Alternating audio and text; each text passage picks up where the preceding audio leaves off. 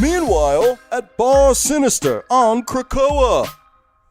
Yes, all right, Hellions, listen to me. We're going to go get Nanny's weird egg-shaped ship with the spider legs or whatever. I don't know, it's so stupid looking. Anyway, I should stop hucking rocks from this glass house. Nanny, you wanted to impress the importance of this mission on the team. Peter sits on a wall. His power sleeps while Peter is small. But when Peter grows, the end is certain. He'll destroy the world. Pull the curtain. Okay, that's enough. All right, stop it. Oh God, that's creepy. Okay, oh my God. Oh God, someone get her out of here. I can't take this anymore. Mr. Sheffield?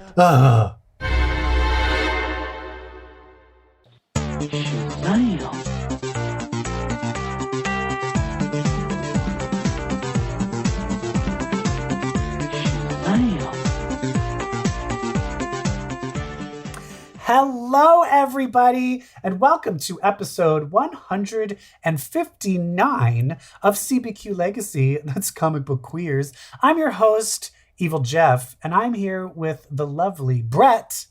Hello. What were you doing an impression of there, Brett? What were you doing? I was doing an impression of the new and improved, keener, stronger, bigger, darker Nanny from Zeb Wells and Steven Segovia's Hellions, number 56. Let's say 5. No, let's say 6. It's 7. It's actually 7. And Brett's having a stroke. So,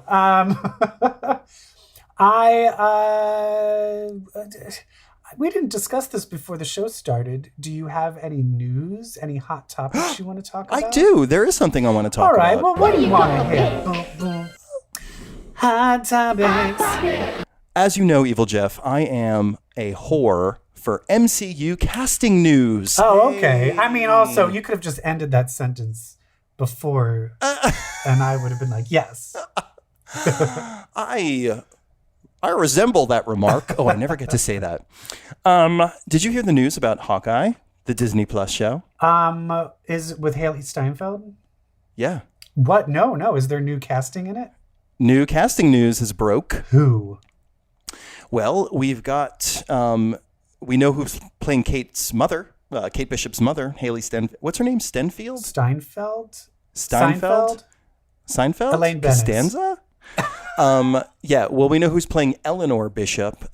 If you're a fan of the Conjuring movies, I've got good news. It's Vera Farmiga. Oh, she's amazing. She's amazing. And she was in, what's the Bates Motel. Bates Motel, amazing. Oh, I love it. Love it. We also have 2 Avengers cast. Actual Avengers. Hey, C-list Avengers at best, but actual Avengers. And that are just showing up, or are they regular characters in the show? They're I believe, well, somewhere in between. They're definitely in it. I'm sure they're prominent. Okay. Supporting, but prominent. We've got a newcomer actress by the name of Alaqua Cox. She'll be playing Echo. Alaqua Cox? Yes. Like I like a Cox, but Alaqua. Alaqua. I love that name. Isn't that a cute name? Yeah. She's playing Echo. She's playing Maya Lopez. Okay. You know who that is, right? Yes. Yeah. She was just in the there just was a comic, you just did a comic thing about her. Yeah. Yep. The indigenous one. The indigenous voices. And an actor named Tony Dalton is going to be playing the swordsman. Oh. Hawkeye's mentor. Wait, Tony Dalton? Yeah. Who's he? He's in, don't know, didn't do my research. Oh, so he's not no one famous. Is he hot?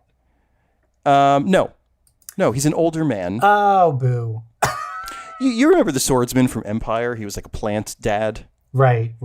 Yeah, but before he became plant dad, when he was just like the swordsman. So I think he'll be in it as Hawkeye's mentor, maybe flashbacks, maybe he's back.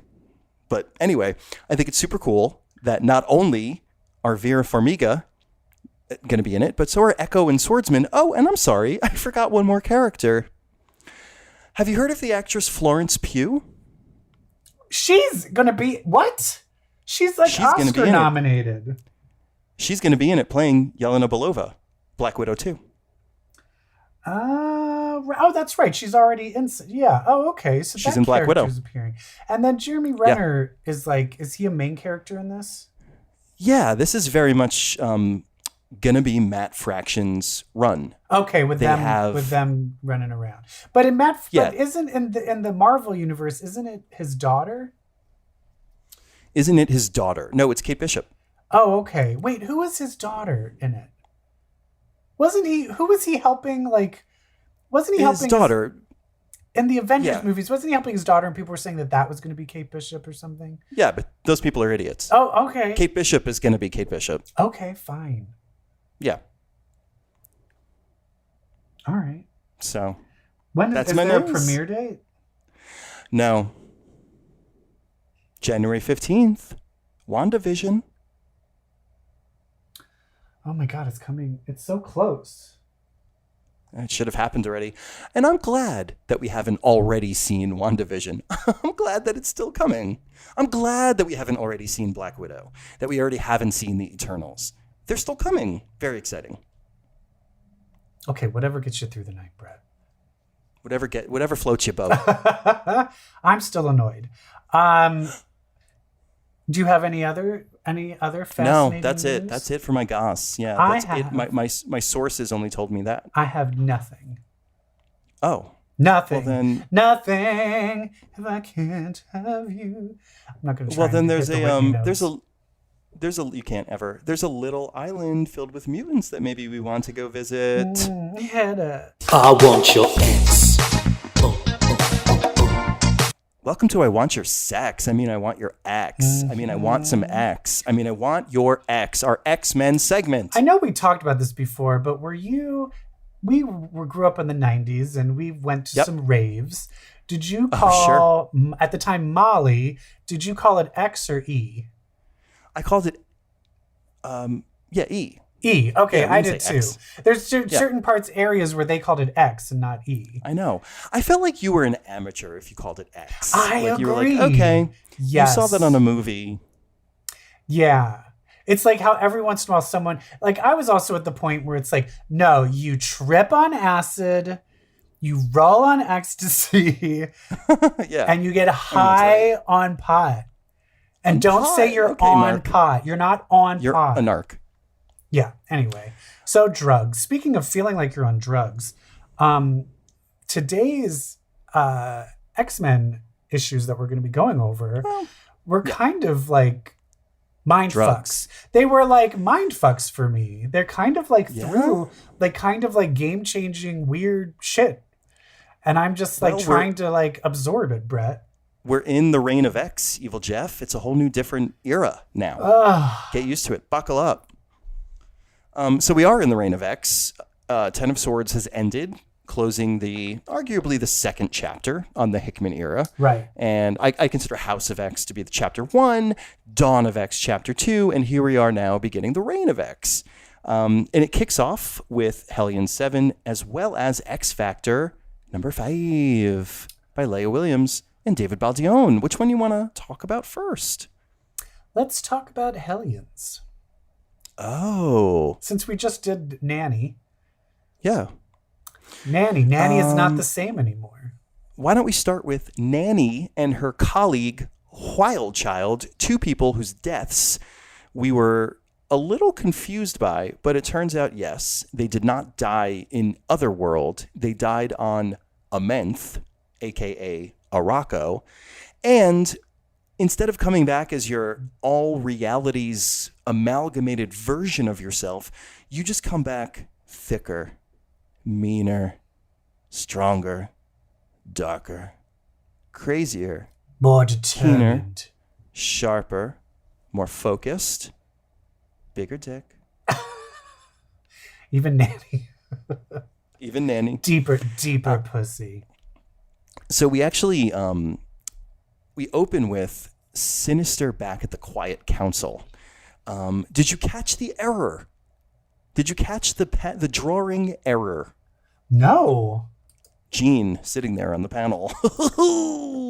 Oh, right. Yeah. Or, I mean, maybe they're just like, all right, we're letting you back on. But that would be weird that they made a big deal of it. Yeah, I think it was just a little bit of an oversight. It's fine. It happens. Then we go to the 5, and they're resurrecting Wild Child and Nanny, and that's where it's established what happens to you when you die on a menth. Nanny, she's walking around with the pod still like around her arms and legs are sticking out of her pod, but the pod is still enveloping her. So she basically is walking around like an organic egg with arms and legs instead of a mechanical one. I will say, part of me is like, I wish they took the opportunity to let us see her as a human. I thought that would be, and then like let her get back in the egg. But I thought that would have been fun. I felt it was kind of like, oh, come on. Yeah, they're teasing us. They're holding it. They're building it. Not yet. We'll have our moment.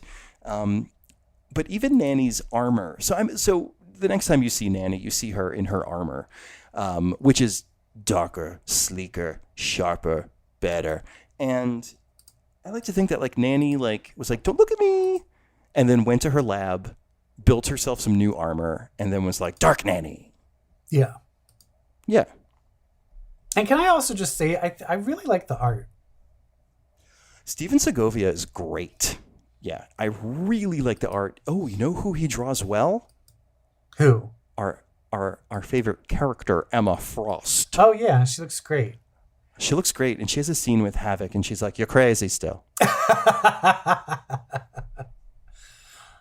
Honey is still nuts. Honey is still crazy. And it's funny, even where he's like, no, I'm okay. I mean, yeah, I like blew up that thing and probably wasn't supposed to. She's just like, yeah, no. She's like, let's not talk about this. I wouldn't want to upset you because you're crazy. And I just really love I do feel like this is kind of like, did we always say that this was Suicide Squad, the X-Men Suicide Squad? Yeah, we sure did. Like, I just love, and usually I'm not a fan of like unlikable characters, but just because they're evil, they're still kind of likable. Like Empath is a douche, dick, awful person, but I could read him forever. Grey Crow is still awesome, and poor Psylocke is being blackmailed. Yeah, and so it turns out Sinister has got her daughter from Fallen Angels, and her daughter is what is she? Is she like in some sort of weird state? She's in the internet. Oh, she's trapped in the internet because of Aleph. Yeah, whatever digital demon or digital whatever that monster was. Yeah, from she's Fallen like, Angels. yeah, she's trapped in that digital realm that she gave to Sinister. Sinister is like, Psylocke, if you don't go on a mission, I won't download your daughter. That's why you do Sinister, not me. I'm not going to give you that little bitch. That's much better. Yeah, but the thing is, everyone's kind of like, bitch, why? Like, because I love the part where Havoc's like, I don't belong on this team. But as soon as they were like, we think you killed us, shut the door. He's like, shut the door. We're gonna torture you. Like Havoc is like, exactly. He's not ready. Like he's totally like ready to go full evil. Like, oh, we'll fuck you up. Yeah. But Psylocke prevents it, and they're kind of like, why the fuck are you on his side? And it's because she's being blackmailed. But she's not a bitch to be fucked with, because she's like, just because you're going to blackmail me to do this mission, I'm still going to hurt you by destroying your ship that has like your sentient consciousness, Clive, that you created. She's rebellious. She's like, if you're going to control me, you better hold on tight, because this Bronco bucks. Yeah, and I love how yes, this and- poor sentient ship is like, Oh, our newest and deadest member of the team. he's like, Clive. no, why are you doing this to me? The AI who controls their ship. Wait, no, I want to live. That's like one of my favorite Simpsons episodes where there's like a robot, there's a fire in a robot factory. Why was I programmed to feel pain? Yes. Exactly. Oh my God, it's so funny. And I just love the panel of Sinister screaming, Clive! So melodramatic. Oh, and we didn't mention the mission that they're on is to find Orphan Maker's armor because he cannot be resurrected. He cannot be taken out of his pod. So here's the new big, huge thing. Because this isn't just like a thing Nanny is saying. They've always hinted, Nanny, he has to wear this suit for his own protection because of his powers. And they've never fucking said what his powers are. We've been given a hint that acid is pouring out of his body. I think that's the only hint we've gotten so far, right? Yeah, but evidently, like, he will crack the earth in half. He will crack the earth in half. If he does not get his armor. And and fucking Xavier is like, his powers cannot turn on. Cannot be It's activated. like, shit. Yeah. What is going on? Yeah. I want answers. You're like, and now what's going to happen? And then you turn the page and you're like, you. The Right. The Right? So we have the return of the Right. Classic X-Men villains, the right. In their smiley armor. Yes. And where there's Right, there's Cameron Hodge. Which is one of my favorite my favorite line probably. Because just one of my favorite moments was in Extinction Agenda. That was the first time new Psylocke, like the Psylocke we see, even though I guess technically it's not her, but Psylocke in that form shows up on the team. And Havoc is on Genosha, not fully with his memories. And Psylocke gives Havoc his memories back. So there's some like fun parts where they're like together fighting in Extinction Agenda. And I always liked that. So seeing these two together and seeing Cameron Hodge. Yes. And she's like, Cameron Hodge. And then Havoc just goes, this shit again. And I just was like, oh my God, this brings me back to like my fucking like 12-year-old self with the Extinction Agenda. Or how old were we when Extinction Agenda came out? Yeah, we were, Well, we were in high school though. 14, we were a little 15, older. 16. Yeah. Oh. Yep. Oh, Lord have mercy. Cameron Hodge. When did he get, did he get his body back? Did he die? I mean, No, I think seeing him in human form is a big shock here. Last time we saw him, he was a head on a big machine. but that's what I'm trying to wonder. Like, oh, wait. Remember when Nightcrawler died? Yeah. In Messiah Complex? Didn't they bring back a bunch of people in Messiah Complex? Was he one of the people brought back? Oh, I don't remember. Was it Bastion or whatever? I remember he brought Bastion. like there was like, oh, look at the evil cabal, and it was like, Are you sure that wasn't the beginning of X-Force? X-Force? Wasn't that the beginning of X-Force? Yeah, like the original. That was the beginning of the original X-Force, the first Black Ops team with Rain and Wolverine and all them, Angel. Yeah, well, that was all part. Yeah, but that was Messiah Complex took place during that. It did? Didn't it? I don't know. I don't want to fight about this. Can we move on? I just want to know if Cameron Hodge came back before. So that's all I was asking. That's all I was asking.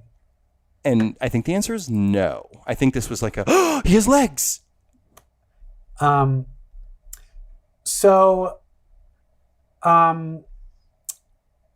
I know you're like, let's move on. But I looked it up. And yes, it took place in X-Force. Which was not Messiah Complex. Fine. Yes, I know. But Bastion is the one that killed Nightcrawler. In Messiah Complex. So yes. that's how I did that. So I'm not like completely insane. Fine. All right, we're ending this podcast. It's over. Anyway, so Hellions, great, love it. It's great. But then we have some X Factor. And you said your head was spinning from this. It was just towards the end. There's like a huge party, and a whole bunch of shit was going on. Oh, that's what you're talking about. And it was literally like, this is happening, and this is happening, and this is happening. And I'm like, whoa, whoa, whoa, whoa, whoa. Drink it in. I'm like, can we slow down for a second?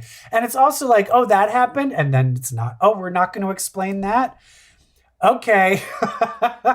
No, I mean, later they will, but they're just setting the range. No, I know, but I'm going to have to probably go page by page and then ask you some questions, because there were some things. You walk us through this one. Okay, so as someone, I loved the New Mutants, the new X-Men, whichever you want to call it, that run in the early 2000s, where Wind Rider first showed up, where Elixir first showed up, where Hellion first showed up, Mercury, all of the X-23, all of those bitches. And this is all about how Wind Rider died by being shot in the head by Adam X. Oh yeah, Extreme, baby. Extreme. And it turns out, it looks like the reason that she died is because she just wanted to go home. She knew she could be resurrected. Yeah, right? So she's like, I gotta get home. So just fucking blow my brains out. Just kill me. I can't get... the only way to get out of Mojoverse is for you to kill me and for me to be resurrected on Krakoa, so... And the thing that I love about this is it's bringing back how Elixir... Like, you forget... Elixir and Prodigy, they were all on the same team. Like, they were like super close friends. Like, and the fact that they're there, like, waiting for Wind Rider to like come back to life. Like, I just found it all like, it's just, I love it when things honor. And they're also but just fucked up over Rockslide. This is a very new X-Men issue. The focus on Rockslide and Polaris's buttoning friendship, but also the panel where Sophia is resurrected and it's Hellion with his hand reached out to help her out of his her first pod. crush. He was in love with her. Yeah, I got really emotional at that panel. Right? It was incredible. Okay, which leads to question number 1. Okay. So Proteus says every time we resurrect a flyer, the first instinct is, and it cuts to all these people flying.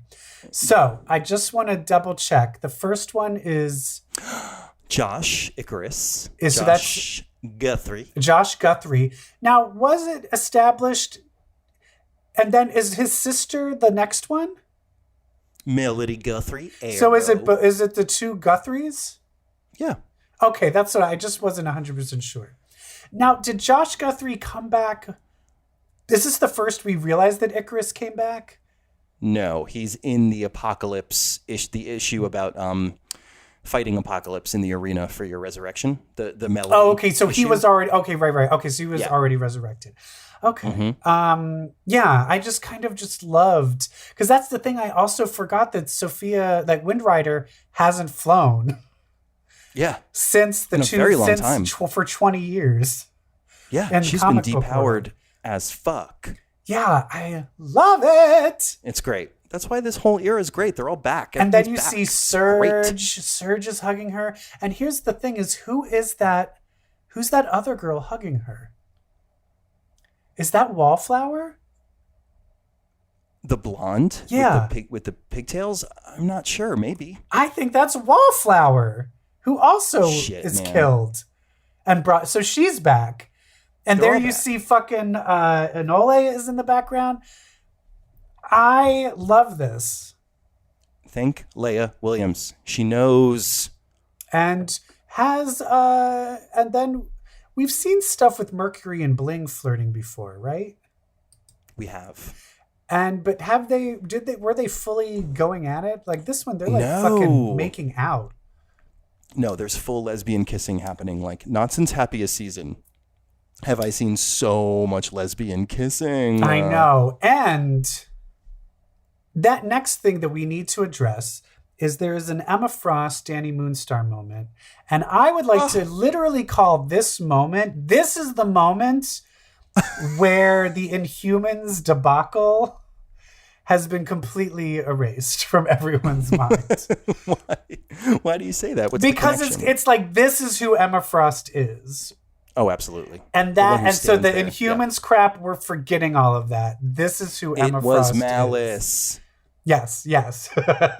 You know, it's funny that you bring that up because speaking of garbage X-Men runs, X-Men Blue twice to me has been harkened back to this week. First, with the scene between Emma Frost and Havoc, I feel like we haven't seen them together one-on-one since that awful Mothervine story. Mm-hmm. And then you have Dakin telling Aurora, like, I wasn't flirting with Polaris. She is like a sister to me, which harkens back to when he was on Polaris's replacement X-Men Blue team. Yeah. I like that. But this moment where Danny Moonstar, where she's like, you know, bitch, in the end, you have a huge heart and you don't want anybody to know. But Brutal that's heart. why you're so fucked up over Rockslide and no one else is. Like, you're more fucked up because you actually care more than everybody else. And you're just like, I've seen Emma Frost describe. I've seen Leah Williams describe Emma Frost this exact way at comic book panels, like at cons. It says, like, you know, how I see Emma Frost is that she has a brutal heart. I've seen Leah Williams say the phrase brutal heart like twice in my life. It was very cool to see that make it to the page. Well, I think Emma's the type of person that she's looking at the end game. So she doesn't need to say a nicety and make you feel good. She's looking at your future because she cares about you. You know what I mean? So she doesn't care about being nice and sweet. She wants to make sure you're safe and successful. She cares about you so much, she's not going to waste your time. That's her love language. With bullshit. It's her love language. Being cold and mean is her love language. So I wanted to talk about this email, this data page. Did you read this whole thing, this long spam mail? Yeah. That they got? Is this something that's from, is this like a setup for a news story? Or is this, I wonder. Or is this something that's already going on? It's, to me, a story about being in an abusive relationship, like a kind of a being connected to an abuser who kind of smothers you with love, and then once they know they have you, neglects you and abuses you and mistreats you. That's what I took from this. Yes, but that's where I'm just like, who is this? Is this... It felt like setup to me. Is this a suicide note? Or is this person is going to kill me? Well, that's a good question. Does it have anything to do with the weird thing that happens next, which takes us into next issue? Well, but then Siren. are you talking about Siren? But that's the thing is, but Siren, the last time Siren was in a relationship was with Madrox. Right? It's crazy. Yeah, I mean, this may not be with Siren. So that's what I'm saying is I just, like, she doesn't have, like, I don't know who that would be with her. So that's what I'm trying to think. Is there anyone, like, I don't even know who would be in what is it, Janet Van Dyne? That's the only abusive relationship I can think of. I mean, keep in mind, the camera has not been on all of these characters, so Siren could have things go, like, we didn't know Aurora was in the mix in something that got her murdered. You know what exactly. I mean, Siren could be like dating somebody else. Yeah. Which also, speaking of, I want to know where's who's Madrox's his last girlfriend, wife? Layla. Layla. Yeah, Layla Miller. Is that her name? Yeah. I wonder if she's on Krakoa. I'd like her to be shot into the sun. Okay, how do you really feel, Brett? I hate Layla Miller. But I used to love Layla Miller. I used to love when she knew stuff. Yeah. Kid Layla Miller, great. Adult Layla Miller, garbage. Terrible. Okay, so but I noticed Dust was there, so I guess she just, even though she's on the Champion, so I guess she visits quite often. Gates. There's definitely they're setting up the romance of Dakin and Aurora. Yeah. Which this is okay. Now I know this is not going to happen, but can it please be a love triangle between where he falls in love with Northstar and Aurora? Oh my god. Where the brothers and sisters have to fight. Oh, and then here's the other thing: is since she was resurrected, they can actually touch each other and do their like Northern Light crazy thing. Yay! It's so which classic. I forgot that couldn't happen anymore since they were like. Yeah, it was the first time they were resurrected and all evil and shit, right? Yeah. I had no idea that was still in place. So great. Can we talk about Gorgon was resurrected? That was just like thrown in there. They mention that Gorgon was resurrected, sure. But I mean, regular Gorgon, otherworld Gorgon, can you tell a difference? I feel like no. But here's the thing. But wasn't... So does that officially mean if you die on Otherworld, even though you're really dead, we're still going to bring you back anyway? I guess. I bet they were like, well, let's give it a shot. Let's see what happens. I guess for their thing is like, we need the mutants. But it does look like it turns out mutants. Rockslide, who was brought back from Otherworld, and apparently he's just a complete amalgamation. He's not an amalgamation. He is an amalgamation, but he's starting from scratch. He's basically a newborn. Yeah. And he does react to Northstar and Aurora's Aurora Borealis. He says, beautiful. And Polaris is like the new mother figure to him. I think she sweats him. What? I think she's like, look at that rocky build. She's just like, I do. She is like a mother figure. It's beautiful. I can morph your crotch into a penis, into an erection. She's like, is there iron in that rock? But then they find Siren dead, which I love because I love me a good murder mystery. And if this is a book of just solving one murder after another, can this book last forever? Well, and it can because... Can I eat it for dinner every night? What is happening here? It's basically like they're solving mysteries and they're having like romantic liaisons. That's all basically my life. And then they're using their power and then using magic powers. It's what I've always wanted the X-Men to be. So people, thank you. Maybe some other podcasts I was on that aren't feeling this, you're wrong. You're wrong. You're wrong. It's amazing. You know what kills me? And I don't mean to be a bitch. Yeah, be a bitch. It's fine. But when someone's like, it just didn't feel like the character, like, I'm so sorry. You don't get to dictate that. I don't know. Like, I'm like, these are malleable properties. Well, it's right? it's also if you read, it's like you have to sink in and suck up the whole world of the character because you might just be really attached to one certain run. Thank you. And that character was like that in one run. There is an exception though. There's an exception to that. And that is Emma Frost. If you don't get her right, then you're dead to us. But I mean, like, I feel like people throw that around, and I'm like, okay, expert. Anyway, bitchiness over. But here's the other thing that I'm going to throw out there. One thing. Who was the first murder that they were going over? Aurora. Who is the second murder they were going over? Wind Dancer. And who's the third murder? Siren. What do they all have in common?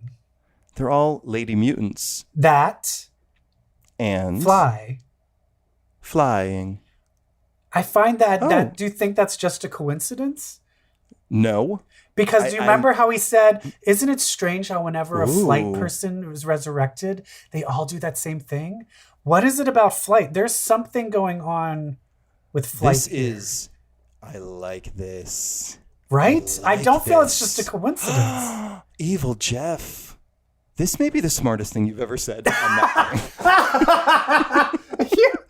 I love how that sounds like a compliment, but it's really totally insult. No, what I mean is you're never one to really theorize. Like, yeah, I'm always the one with the kooky theorizer. theories, but you, the one time you theorized, nailed it.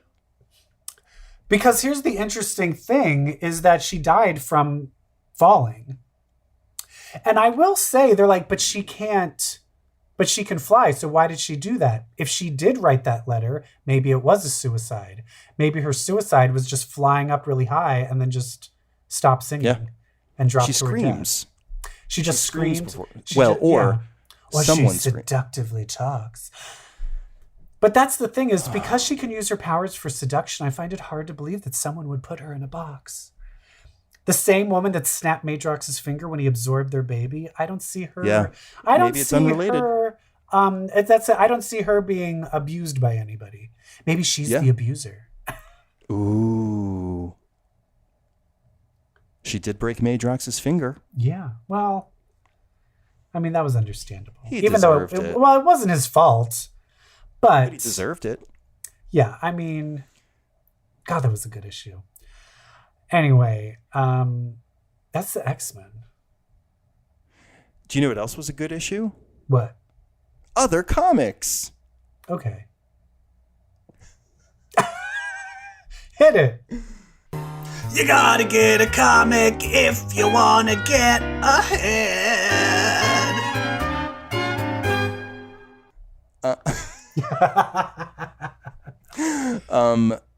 So I know that we're going to focus on a new Marvel event in a little bit. We're going to talk about King in Black by Donny Cates and Ryan Stegman.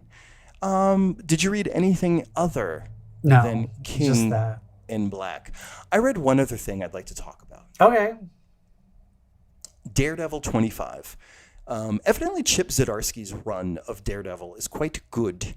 Is there a certain cast of characters that are showing up? Yes, your classic cast of characters. This issue features one Elektra and Stick. And this is very much an Elektra story. So I typically don't read this book, although I do love the characters. I did see through the grapevine that something pretty big happens in this issue, and that it's flying off the shelves and people want a copy for posterity. So I'm reading through it. It turns out Daredevil is in jail. Matt Murdock is serving time. But he's serving time as Daredevil. He's got his Daredevil mask on and an orange jumpsuit. Wait, is he allowed to not... Do they know that it's Matt Murdock? I don't think so. I think basically he's like, if anyone tries to take this mask off, I'm going to fucking kill you. Deal? So even when he was on trial, they just were like, I guess you're Daredevil. Again, I don't read this run. Okay, that sounds a little fishy. Okay, all right, I will swallow that pill. Read the story. Read the story before you judge. I'm sure it's wonderful. So what? So he's in jail. So he's in jail, and he's talking to Elektra. Does he have gay sex? He has gay sex with Elektra, who is no. He's talking to Elektra. She's like, "Oh, I'm so bad." He's like, "No, you're good." And basically, it's just them having conversations, her going on adventures, flashing back to stuff with Stick. Like, it's just very much a Wait, Daredevil but he's in prison. How is she talking to him? She visits him. Oh, with like the phone and the glass. Yeah, the whole thing. Okay. So they're talking, and he's like, "There's light in you. I know it." And she's like, "No, there's not." And then she's like, okay. I need to change. If you think there's light in me, I know what I'm going to do. So Hell's Kitchen right now is not being defended because their protector is in jail. Daredevil is in jail. Oh, I see where this is going. Or is she? So she's Daredevil? Yes. So the mantle of Daredevil is now being taken by Elektra. She's got this sweet female Daredevil costume. She's basically like Lady Daredevil, but with ninja pants and sick boots and like a big chunky scarf. And she looks great. And I'm all about it. What's the incel reaction? Fucking dyke, she probably won't fuck me. Right? Isn't that what they say to everything? Yeah. Cue the outrage. They're not listening. They don't care. I've tried to stir up like some Comicsgate shit on Twitter. People are like, we don't care. Thank God. I know. So anyway, Elektra is now Daredevil. Fun. I love that. Fun. It's actually really cool. Yeah, her entrance is a pretty good panel.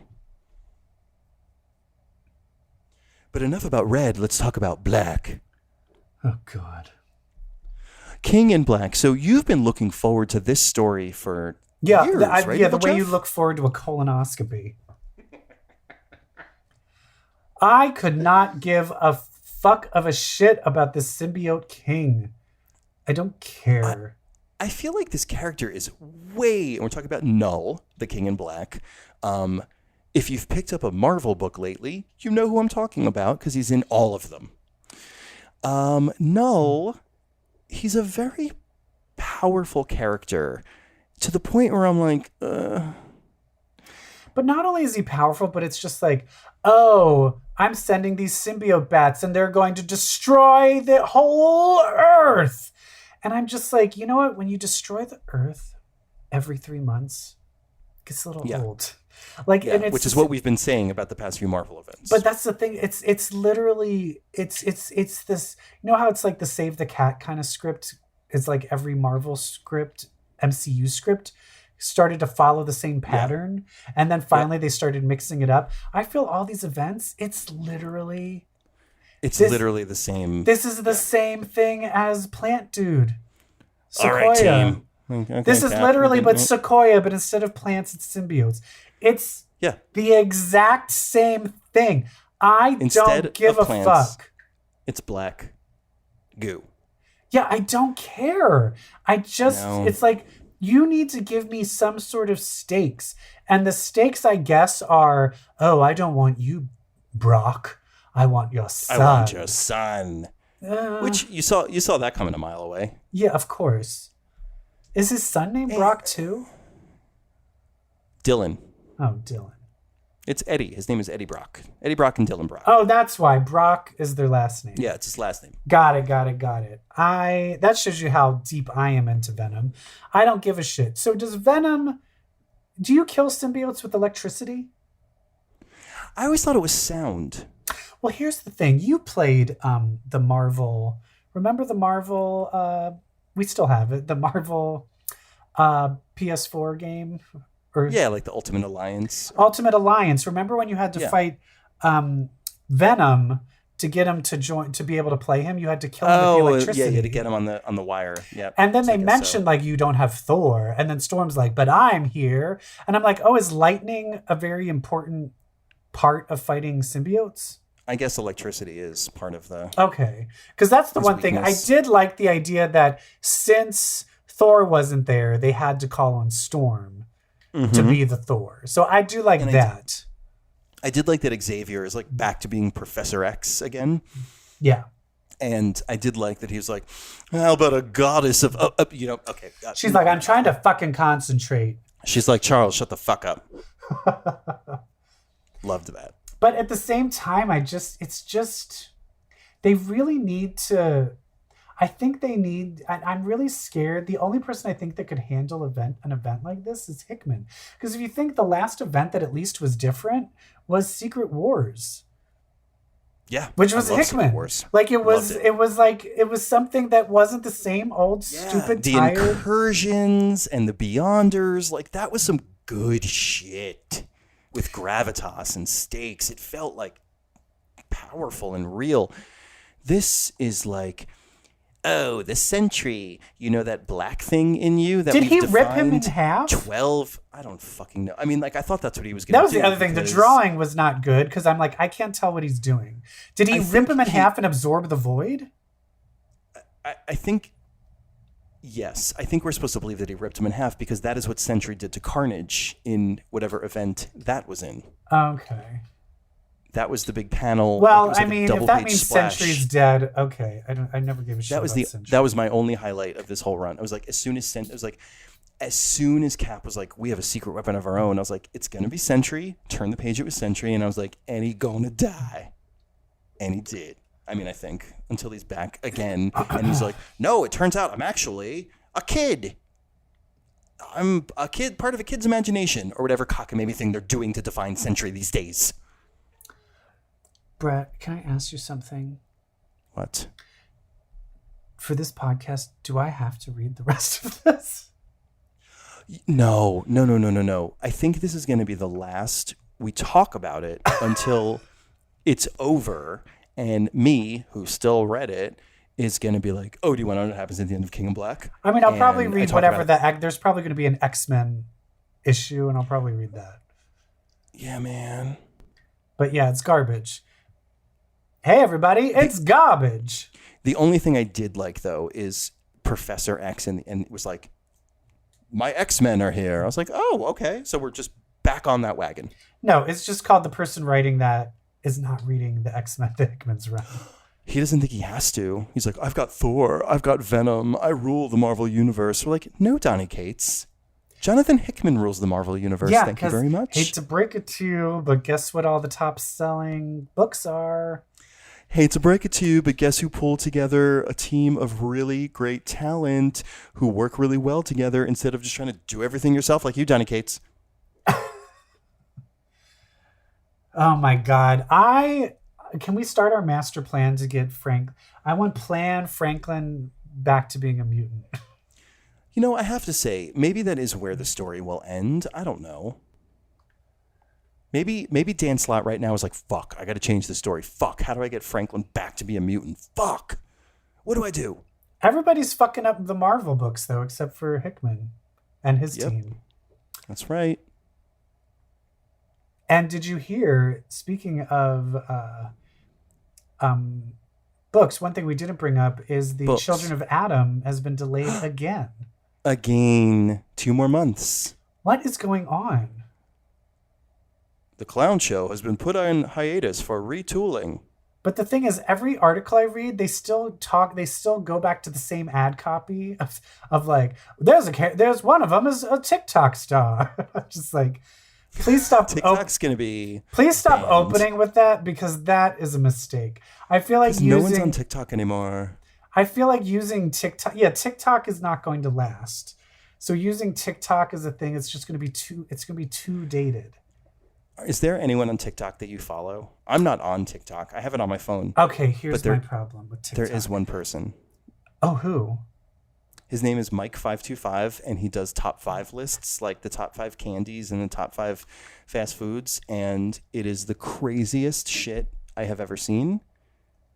Mike525, please give him a view. Oh, okay, I'll take a look at it. I basically just went on, and after a while, the algorithm, because I listen to some K-pop, I watch some Thai soap operas, and with a few looks of that, it once again, pretty much nothing I have is in English anymore. And I'm just like, Jesus Christ, just because I like some K-pop songs doesn't mean I just only want to see, like, I can watch American stuff too, please. But most of the stuff, it just makes me happy that I'm old. Because when I see these young 20 people doing dances on TikToks, I'm just like, I'm glad I am not that age. Because if I was this age and this is what I had to participate in, I'm happy that I do not. I'm happy. Have to participate in this garbage. Yes.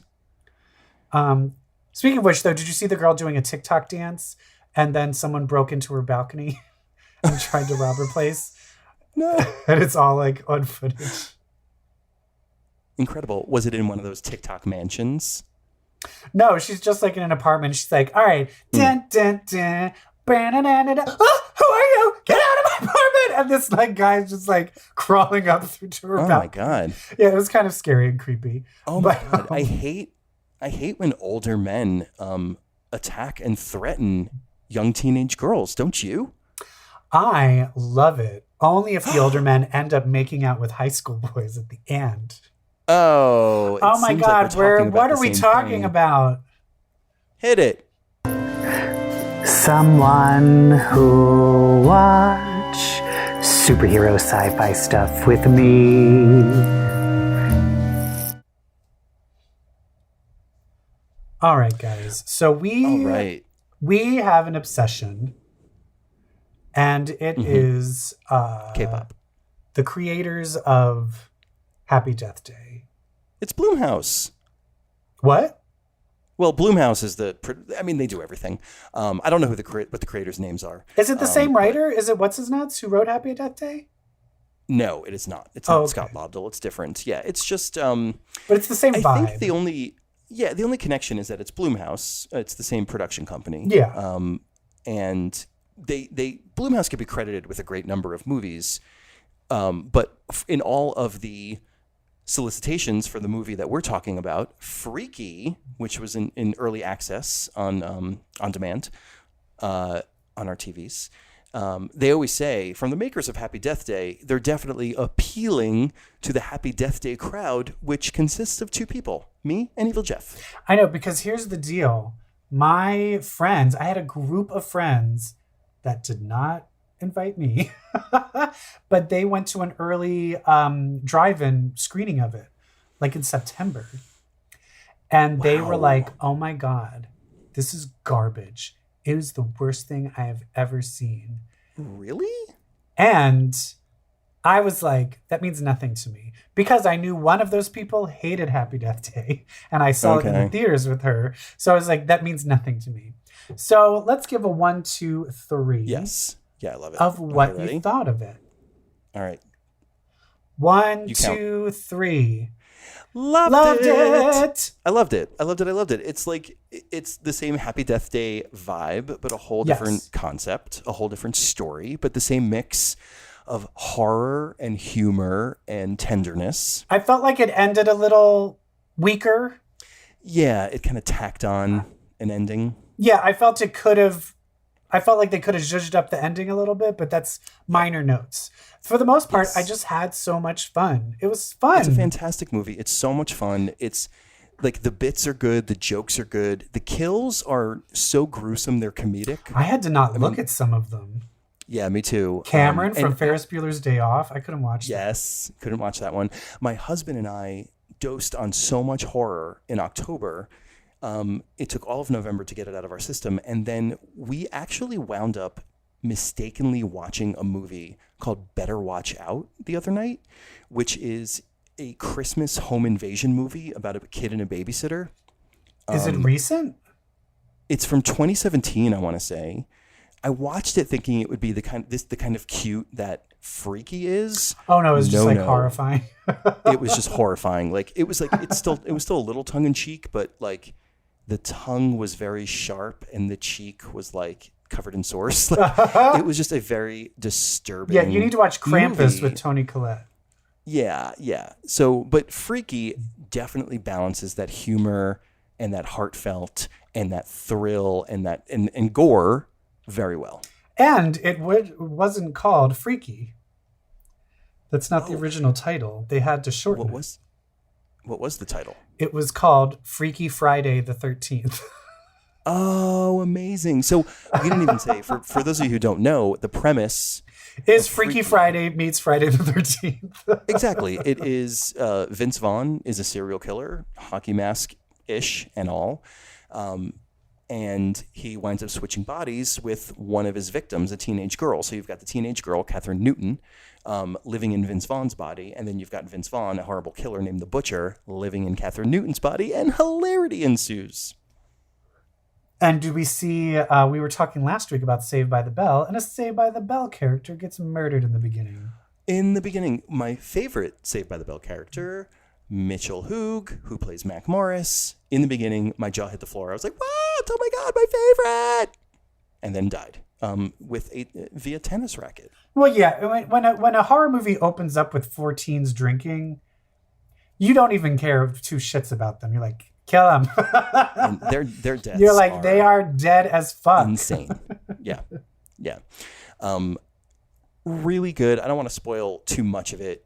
It reminded me a little bit of Sabrina in that you've got 2 friends and a teenage girl, like 2 teenage friends and a teenage girl kind of running around, and then eventually a boyfriend in this kind of little Scooby-Doo gang running around trying to stop murders, trying to get the bodies swapped back. One of the characters is a gay boy who's actually played by a non-binary actor by the name of Misha Overlevish. Are they hilarious? They go by they? Yes. Nice. And my husband and I looked them up, and they were in an off-Broadway production of Clockwork Orange here in New York that somehow made it past me, somehow got by my radar. And from the production photos, I'm very upset I missed it. Looked very good. Was it a but play or a musical version? It was a play. Okay. It was a play. It might have been a musical version. I don't know. They were stills. And then there'd be like a big Singing in the Rain number. Where he's just... I don't know. I can't tell. I can't tell if they were posing because they were posing or posing because they were dancing. But they were fun in this movie.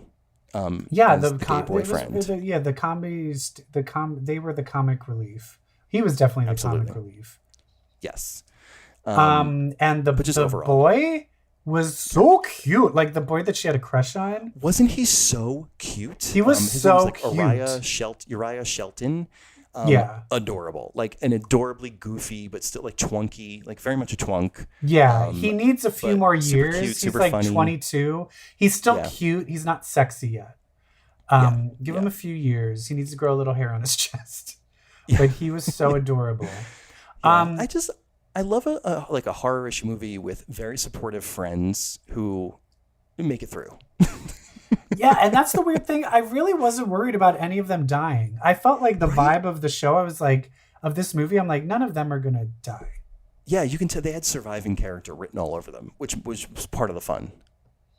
And it also was just made it just a fun breathe because you're just like, and you're going to die, and you're going to die. Like it was the people you wanted to die died. Yeah. Oh, you're going to try and gang rape her? Well, then die. Okay, they did. And you're going to die. You touched her butt? You're going to die. You were rude to her as a teacher, Cameron from Ferris Bueller? You're going to die. Yeah. And it's nice to see, like, I feel like I shouldn't compliment Vince Vaughn. I'm sure there's something out there that's going to make me be like, oh, he's a piece of shit. But I don't know about it, and therefore I'm going to say this. It's nice to see Vince Vaughn having fun. Yeah, I think Vince Vaughn. I want to say it's nice to see Vince Vaughn having fun. I think Vince Vaughn is more on the conservative side rather than liberal side. Yeah. And I think the thing about Vince Vaughn, it's not necessarily that. I think he's just a dick. Like people just say he's not fun to work with. Like he's a dick. Yeah. So I'm curious of like how he was on set for this, because he did look like he was like having fun. If like, are you being a dick in this? Because it is like him and no other adults. It's like him and a bunch of young teenagers actors playing high school kids. Yeah. Mm-hmm. And he just does look like he's having a lot of fun, especially in the scene with the boyfriend. Oh my God, they made out. It was so weird. Like, when they were in the car before the boyfriend was like, "Do you mind if I come back there into the back seat?" Like my brain went to like, wouldn't it be funny if they made out? And then the scene started going there. Like, this is incredible. It just like is the kind of movie that like didn't give a shit. Like it did the wild thing. Yeah. Like it did the crazy, way over the top thing every time. So fun. Oh, and even like the closeted quarterback like tries to make out with the gay character. And he's like, I don't have time for this right now. And then he immediately gets like, murdered. And like murdered like real gross. Yeah. Yeah, super enjoyable. If you're a fan of Happy Death Day, certainly enjoyable. Even if you're not, Freaky is a good movie. It's there's a certain thrill in ordering a $20 movie online. I know. I always say to myself, if I saw this in a theater, this is how much money I would be spending. Exactly. And you can watch it like tomorrow. You get it for 3 days. It's great. Yeah. Is there anything else you saw that you want to talk about? Are you watching The Mandalorian? No, I am. I love The Mandalorian. I haven't watched a single episode yet. The last episode is incredibly iconic. It is so iconic to the point where I got emotional. There is a scene where like the Star Wars nerd in you. Is it the one where the girl with the greeny stripe head thing? There's that. So I am not a fan. Or I'm not. Because isn't she from Attack of the Clone Wars? She's from the Clone Wars and Rebels. She's actually the main character. She is Ahsoka Tano, I want to say. I'm sorry. I'm not a fan of the extended universe. I'm so sorry. But she's an iconic character. She is Anakin's Padawan. So she trained under Anakin. And in fact, I think one of the two shows is about Anakin and Ahsoka. And she watches him become Vader, and it's very emotional.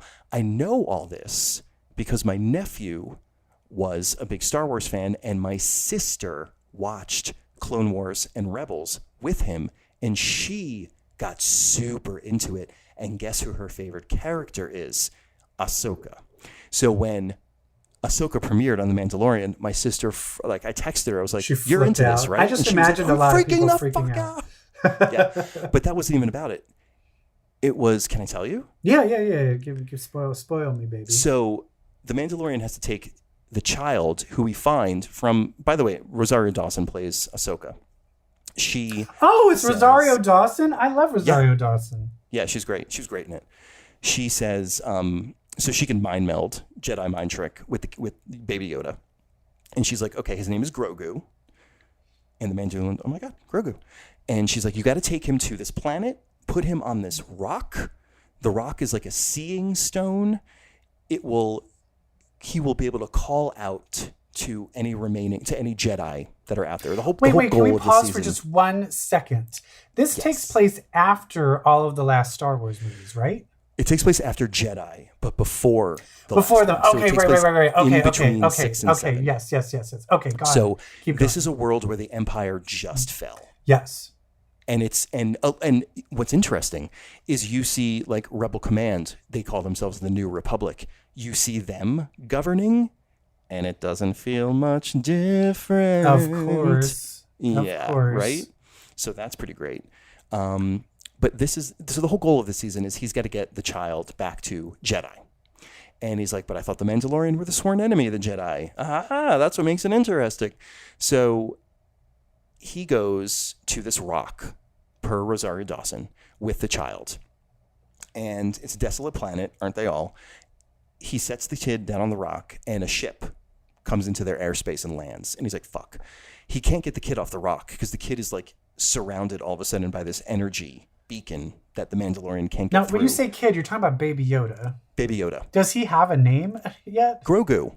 Rogu? Rosario Dawson's like, his name is Grogu. I read Grogu. Okay. Grogu. Right. Yeah. So Grogu, Baby Yoda, is like trapped. He's like not trapped. He's like in this energy column shooting up into space. He's still on the stone. It's the energy that's shooting up into space. And a ship lands, and the Mandalorian's like, fuck, why is someone else here? All right, kid, I'm going to go see what that is. And it is Ming-Na Wen. It is Agent Melinda May from Agents of S.H.I.E.L.D. She's not playing that character. She's playing the character she played in season 1. She played a character in season 1, I want to say a bounty hunter or something. She wound up getting into a fight with Mandalorian. I think he left her for, I can't remember the episode. He left her for dead. Last time we saw Agent May, she was left for dead on the ground after being shot. And then we saw like a pair of boots like walk up and like stop at her body, and then it went to credit. She didn't know who it was that like found her body. And was that in the first season? Finds out the first season. Yeah. So she gets out of the ship. You're like, oh my God, she's alive. What is she doing alive? And then the guy who found her comes out of the ship. Someone who they've alluded to and even shown for a second, season 2, episode 1. This season, episode 1. Boba Fett. Oh, shit. Turns out the Mandalorian has Boba Fett's armor. He got it earlier this season. He happened upon it. Boba Fett tracks him down because he wants his armor. And he's got Agent May with him. So, they're attacked. So they're about to fight. They are attacked by stormtroopers. And they're all fighting the stormtroopers. They're trying to get the kid off the rock, blah, blah, blah. Boba Fett's like, he doesn't have his armor. He's like, give me my armor. I need my armor. And like, blah, blah, blah. So then you don't see Boba Fett for a while. Mando and Agent May, they're fighting stormtroopers. Things don't look good. All of a sudden, boom, somebody comes to the rescue. And it's Boba Fett in his fucking armor. And I have a question. God. Can you tell that it's Boba Fett? Or does he have to be like, I'm Boba Fett? And you're like, oh, Boba Here's Fett. why.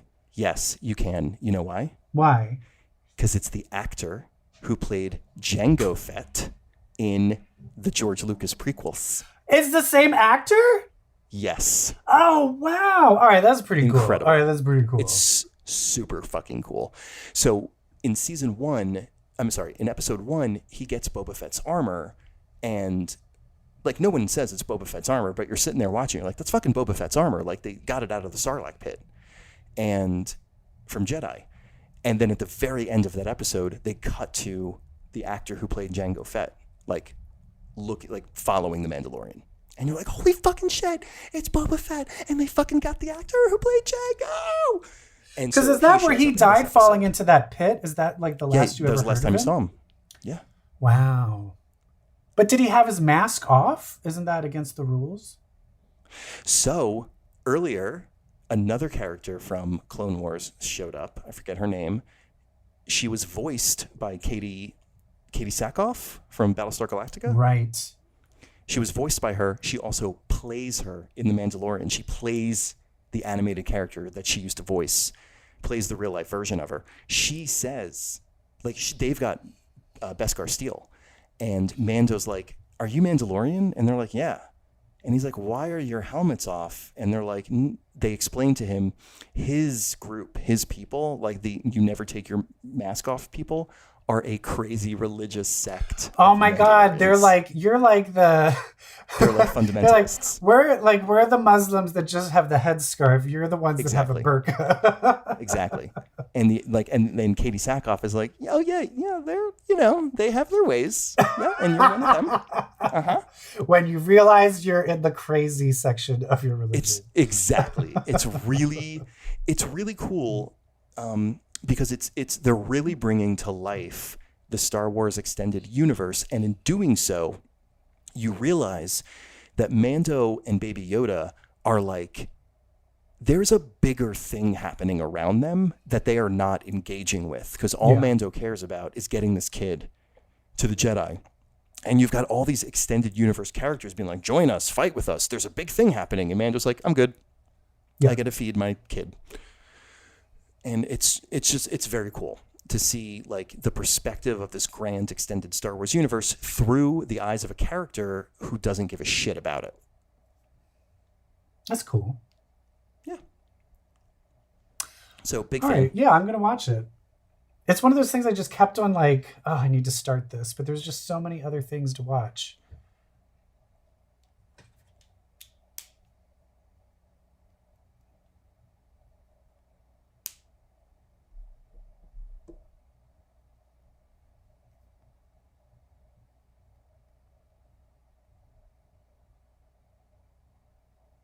Hey.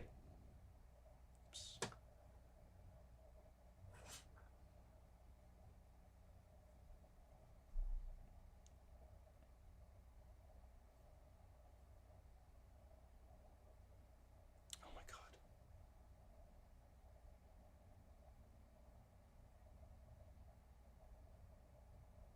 Hi, so sorry about that. Are you still recording? Yeah, I am. I never stopped.